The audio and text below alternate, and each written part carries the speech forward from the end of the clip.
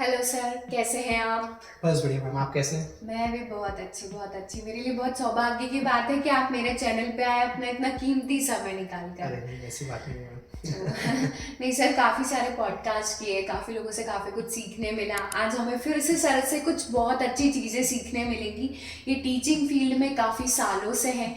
तो सर, आप अपने बारे में हमारी ऑडियंस को कुछ बताइए। सबसे पहले तो मेरा नाम हितेश वीरवानी है और मैं टीचिंग फील्ड में ऑलमोस्ट 13 ईयर्स से हूँ। और एज अ प्रोफेशन मैंने बीएड, एमबीए और प्रोफेशनल डिग्री जैसे कंपनी सेक्रेटरी भी कर रखा है। तो टीचिंग फील्ड एक ऐसी फील्ड है जिसमें आप अपने साथ दूसरों को भी फ्यूचर में जो वो करना चाहते हैं, जो एक्सपेक्ट कर रहे हैं बच्चे, जो फ्यूचर फील्ड में वो अपने स्कोप देख रहे हैं, ड्रीम्स देख रहे हैं। जैसे अभी रिसेंटली एक मूवी आई जिसमें आपने देखा था बारहवीं फेल, तो वो बहुत रिसेंटली नई मूवी आई है जिसमें आपने देखा था उसको भी एक गुरु मिलता है, but as a friend. Friend. तो आपकी लाइफ में गुरु होना एक बहुत ज़रूरी है, एज अ टीचर होना बहुत ज़रूरी है, जो आपको कहीं ना कहीं प्रॉपर गाइडेंस और प्रॉपर पाथ शो करता है जिससे कि आप अपने ड्रीम्स को इजीली अचीव कर सकते हैं। गुरु, हाँ सही बात है सर। जैसे एक हमारा स्लोगन भी है, गुरुर् ब्रह्मा गुरुर् विष्णु गुरुर्देवो महेश्वरा। बिल्कुल सही लग रहा है। तो सर, इसके बारे में कुछ बताइए कि क्यों ऐसा गुरु को भगवान से भी बढ़ के माना जाता गुरु है? को भगवान से बढ़ के इसलिए माना जाता है क्योंकि आप लाइफ में बहुत कुछ काम करना चाहते हैं, बट आप जब धीरे धीरे ग्रेजुअली अपनी लाइफ में बढ़ते जाते हैं तो आपको ये नहीं पता कि आपकी नेक्स्ट स्टेप क्या है और आपके नेक्स्ट स्टेप का क्या रिजल्ट होगा। तो अगर आपके पास एक प्रॉपर गुरु होगा, एक दोस्त होगा, आपका एक मेंटर होगा, आपका एक एजुकेटर होगा, तो वो आपको एक प्रॉपर गाइडेंस और एक प्रॉपर पाथ शो करता है जिससे आप ये चीज एनालिसिस कर सकते हैं कि मेरे जो अभी स्टेप ली है उसका रिजल्ट, मेरा आंसर क्या होगा। तो वो अपने एक्सपीरियंस के थ्रू आपको ये गाइड करते हैं कि नहीं, आपको ये स्टेप ऐसे नहीं, ये स्टेप ऐसे लेनी है, तो जिससे आपका रिजल्ट आपके एक्सपेक्टेड मैनर में आता है। तो आपके लिए गुरु होना एक बहुत जरूरी है। और गुरु के साथ में अगर आपका एक वो आपका दोस्त बन जाए तो वो और भी अच्छा हो जाता है। उससे क्या होता है कि हम अपनी लाइफ की बहुत सारी चीजें उनसे शेयर कर सकते हैं, डिस्कस कर सकते हैं। तो उससे क्या होता है कि आप अपने प्रॉपर तरीके से, अपने प्रॉपर मैनर में अपनी चीज़ों को, आप जो चीज़ करना चाह रहे हैं वो आप बहुत अच्छे से कर सकते हैं। सही बात है सर। सर, अपनी आपकी टीचिंग जर्नी जो इतने सालों की रही वो कैसी रही?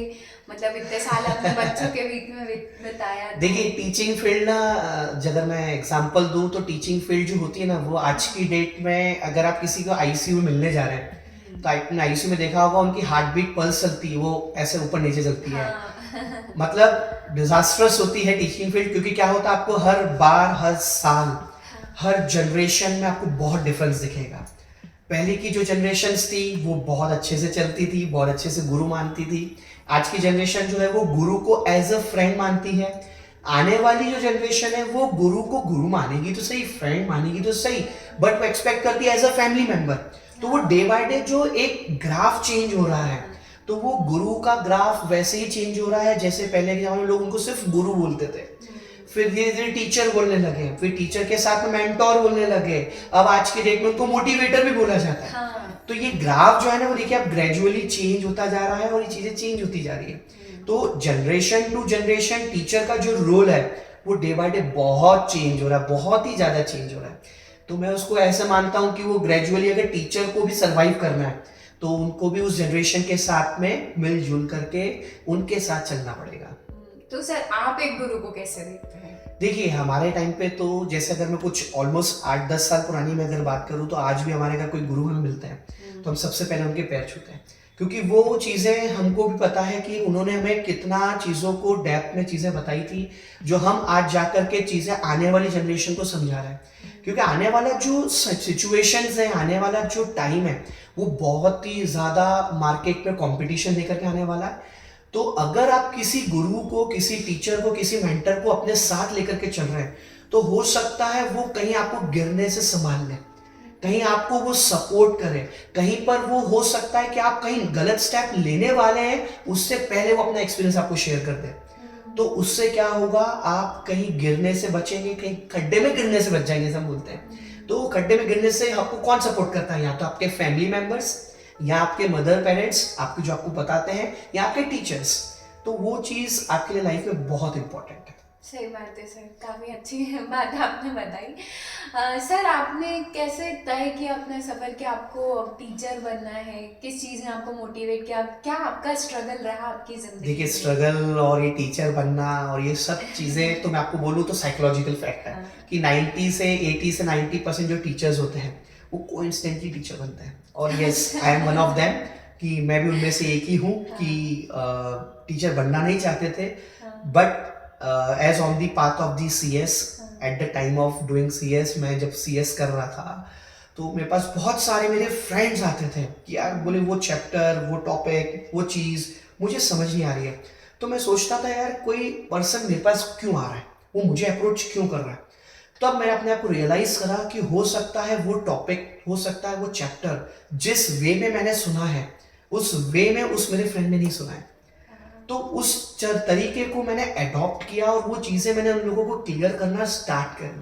तो एट दैट टाइम जब मैंने 10-10 मिनट के टॉपिक्स अपने फ्रेंड्स को समझाना स्टार्ट करे, अपने फ्रेंड्स को मैंने एक्सप्लेन करना स्टार्ट करे, तो जब वो मुझे जिस वे में देखते थे ना, यूं करके देखते थे कि हाँ कि ये मुझे कुछ समझा रहा है और जो चीज़ मुझे समझा रहा है वो चीज़ मुझे टीचर नहीं समझा पाया।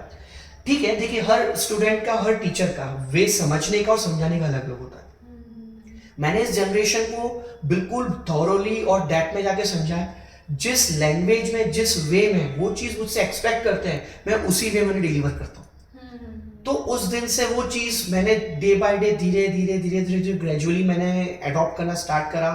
फिर मैंने जैसे गवर्नमेंट की बहुत सारी स्कीम्स होती हैं तो उसमें बिलो पॉवर्टी लाइन के बच्चों को गाइडेंस दिया जाता है, मेंटरशिप दी जाती है, फ्री एजुकेशन दिया जाता है। तो मैंने उनकी GDPI और स्पोकन इंग्लिश की क्लासेस स्टार्ट करी। वहाँ से मेरा ये जो एक बहुत छोटा सा सफ़र स्टार्ट हुआ जो आज 13 इयर्स को लेकर के मेरे साथ में है। तो वो एक्सपीरियंस मेरे साथ ग्रेजुअली डे बाय डे बढ़ता चला गया और मैंने वहाँ से मेरी टीचिंग फील्ड को स्टार्ट करा।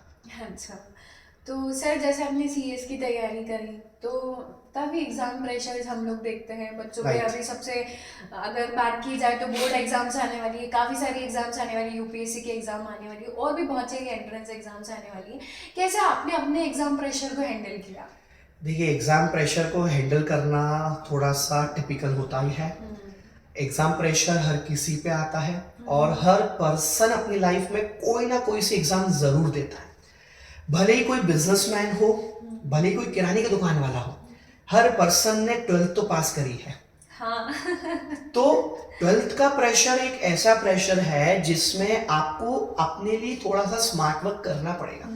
अब देखिए, अब वो जमाने गए कि हम जो पुराने क्वेश्चंस आ रहे हैं, इंपॉर्टेंट क्वेश्चंस आ रहे हैं, वो पढ़ के पास हो जाए। क्योंकि हर पर्सन की एक्सपेक्टेशन होती है कि हम अपनी लाइफ में कुछ अच्छा करें और हम अपनी फैमिली वालों को कुछ अच्छा रिटर्न दें। तो उसके लिए आपको ना थोड़ी सी मेहनत तो करना पड़ेगी, ये तो फैक्ट है। तो उसके लिए आप क्या करिए, सबसे पहले तो जब भी आप कोई एग्जाम की प्रिपरेशन करें उसके पहले आप अपने लिए एक टाइम टेबल सेट करें।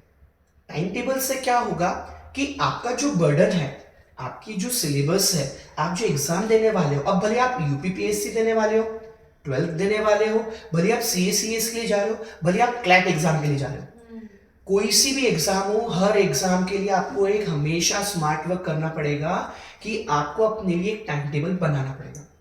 और ऐसा नहीं कि एग्जाम के 10 दिन पहले टाइम टेबल बना रहे हैं, उससे कभी कुछ नहीं हुआ है और कभी नहीं होगा। आपको थोड़ा सा अपने लिए टाइम 5 से 6 महीने पहले प्रिपेयर करना पड़ेगा। उसमें क्या होगा कि अगर आप टाइम टेबल बनाएंगे तो टाइम टेबल से आपकी हर चीज बहुत सिस्टमैटिक होगी, आपका टाइम शेड्यूल फिक्स हो जाएगा और आपका जो एक वर्कलोड है वो डे बाय डे रिड्यूस होता चला जाएगा। मैं बच्चों को हमेशा एक कहावत सुनाता हूँ, हमेशा एक छोटा सा स्टेटमेंट बताता हूँ कि जैसे अगर हम बचपन में कोई भी कपड़े पहनते हैं और बहुत मस्ती करते हैं तो हम गिर पड़ते हैं और गिर पड़ते तो कपड़े फट जाते हैं। आपने देखा होगा कपड़ा अगर इतना सा फटा है तो मम्मी उसको रफू कर देगी, उस पर कपड़ा लगा देगी तो वो काम आ जाएगा।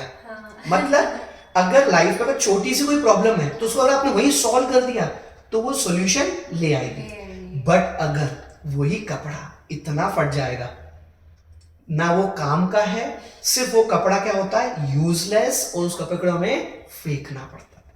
सही बात है। तो सॉल्यूशन वही फाइंड आउट करो जब आपकी प्रॉब्लम स्टार्टिंग फेज में हो। तो ये मेरा हर स्टूडेंट्स का हर बार हर सेशन में मैं जितनी क्लासेस लेता हूँ हर बार बच्चों को बोर्ड एग्जाम 12th वालों को स्पेसिफिक समझाता हूँ कि बेटा प्रॉब्लम अभी कम है, मतलब आपका सिलेबस की पेंडेंसी अभी कम है, तो अभी से उसका सॉल्यूशन निकाल लो। बच्चे क्या करते हैं, सर हम तो नवंबर का वेट कर रहे हैं, दिसंबर का वेट कर रहे हैं, बोर्ड एग्जाम का टाइम टेबल एक बार सर आ जाए, उसके बाद हम टाइम टेबल बना के करेंगे। ये बहुत गलत स्ट्रेटेजी है, क्योंकि उसमें क्या होता है, आप जुलाई अगस्त से पढ़ना तो स्टार्ट कर रहे हो, क्लासेस जाना स्टार्ट कर रहे हो, स्कूल जाना स्टार्ट कर रहे हो, बट उसमें क्या प्रॉब्लम होती है मैम, आपकी पेंडेंसी बढ़ती चली जाती है। अब यही एग्जाम आप क्लैट में भी ले लो, क्लैट में बच्चे को पता है कि मेरी 2 महीने 3 महीने बाद एग्जाम है, बच्चा तब पढ़ना स्टार्ट करता है। तब तक क्या करता है, दूसरी चीजों पर फोकस, वो चीजें थोड़ी सी देखिए प्रॉब्लम क्रिएट करती है। क्योंकि क्या होता है, हम इंडियन है, तो हमको एज अ इंडियन हमको फैमिली में भी टाइम देना है, घर वालों को भी टाइम देना है, हमको शादी पार्टी में भी जाना है। और आज की जनरेशन तो बहुत है कि हमारे घर वाले हमें बोले नहीं घूमने के लिए और जाने के लिए, बट हम पहले रेडी हो जाते हैं। हमारे घर में कोई इनविटेशन आ जाए शादी का, तो हम पहले माइंड सेट रेडी कर लेते हैं कि हमको तो जाना है वहां शादी में। तो बस यही चीज है कि आप प्रॉपर प्लानिंग करिए, स्ट्रेटेजीज बनाइए, स्मार्ट वर्क करिए, जिससे आपको जो भी चीज आप एक्सपेक्ट कर रहे हैं, जो परसेंटेज आप एक्सपेक्ट कर रहे हैं, वो आपको मिल जाएगा। सर जैसे एग्जाम की बात कर रहे हैं, तो अब इससे मेरे मन में एक प्रश्न आता है कि बहुत सारे लोगों के मन में होगा एक प्रश्न, ये एग्जाम बनाई किसने, और बनाई भी तो सबसे मेन क्वेश्चन जो मेरा आपसे है कि क्यों एग्जाम देना जरूरी होता है अपनी लाइफ में। देखिए मैम, एग्जाम मेरे हिसाब से देना बहुत जरूरी है। मैंने एक चीज देखी लाइफ में कि अगर आप कोई चीज कर रहे हैं तो आपको नहीं पता कि उसको इवेल्युएट कैसे किया जाए। इवेल्युएशन का मतलब होता है एनालिसिस करना, कि कोई चीज आप अगर साल भर से पढ़ रहे हैं, आप साल भर से किसी चीज की प्रिपरेशन कर रहे हैं, तो उसका आउटपुट आपको कैसे मिलेगा। क्योंकि हर पर्सन ये सोचता है कि मैं मेरा बेस्ट कर रहा हूं। आप भी सोच रहे हो कि मैं यूपीपीएससी, एमपीपीएससी, क्लैट, सीएस अगर कर रही हूं तो मैं मेरी तरफ से बेस्ट एफर्ट्स लगा लूं। मैं भी अगर एमबीए कर रहा हूं, बीएड कर रहा हूं, सीएस कर रहा हूं, तो मैं सोच रहा था मैं मेरा बेस्ट कर रहा हूं, बट वो बेस्ट किस एक्सटेंट लेवल पर है, उसको फाइंड आउट करने के लिए हमको एक बैरियर लगाना पड़ता है। उस बैरियर को, इवेल्युएशन को, एनालिसिस को, इन्होंने रिजल्ट दिया है, आंसर दिया है, एक आउटपुट का नाम दिया है, जिसको बोला जाता है एग्जामिनेशन। वहां पे बैरियर पे आपको इवेल्युएट किया जाता है कि आपने जो प्रिपरेशन करी है, जो हर बच्चा अपनी बेस्ट परफॉर्मेंस दे रहा है, बेस्ट रिजल्ट्स की एक्सपेक्टेशन कर रहा है, तो वो फाइंड आउट किस चीज से निकलता है, एग्जामिनेशन से।